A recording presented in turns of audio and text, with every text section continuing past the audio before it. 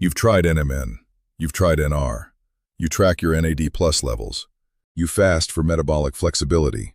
You think about mitochondrial health like it's a sport. Have you considered that the reason you might be going bald, and the reason you might not have to stay that way, is sitting right in the middle of the same biochemistry you've been optimizing for years? Let me draw you the connection, because it's not superficial. In hair follicle stem cells, the transition from dormancy to active hair growth is characterized by a dramatic metabolic shift, away from mitochondrial oxidative phosphorylation, the slow, efficient burn, and toward glycolysis.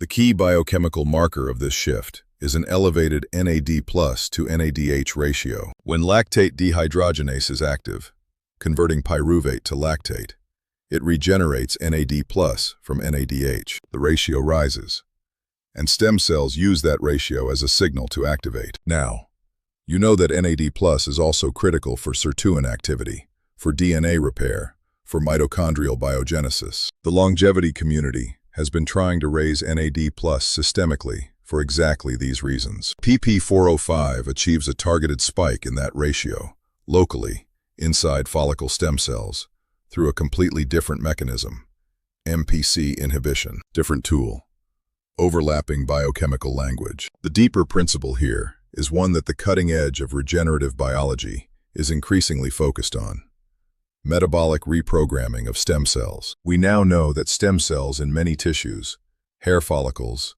intestinal lining, muscle, bone marrow, use metabolic state as a key signal for activation versus dormancy. Oxidative metabolism correlates with quiescence.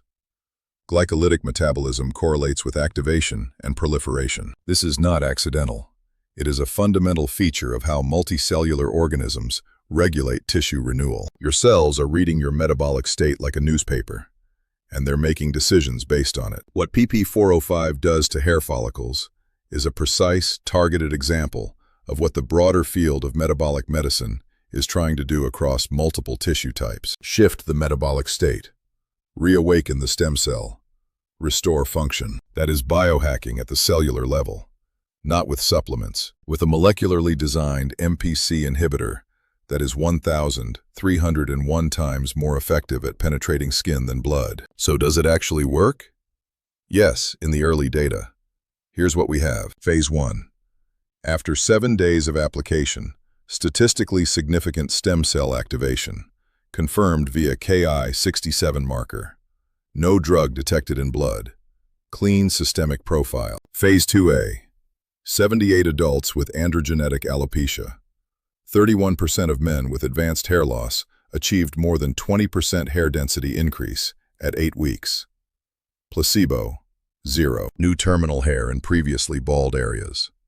And this happened at a dosage of 0.05%, a very small concentration. Phase 3 launches in 2026. For those of you already deep in the longevity and metabolic optimization space, this is one to follow closely.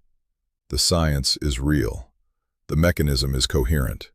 The clinical signal is real. And honestly, the idea that the same metabolic language you've been learning, NAD+, mitochondrial function, glycolytic versus oxidative flux, also underlies hair follicle biology.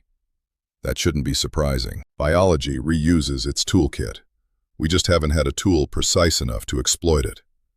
Until now, possibly. Full technical breakdown in the description.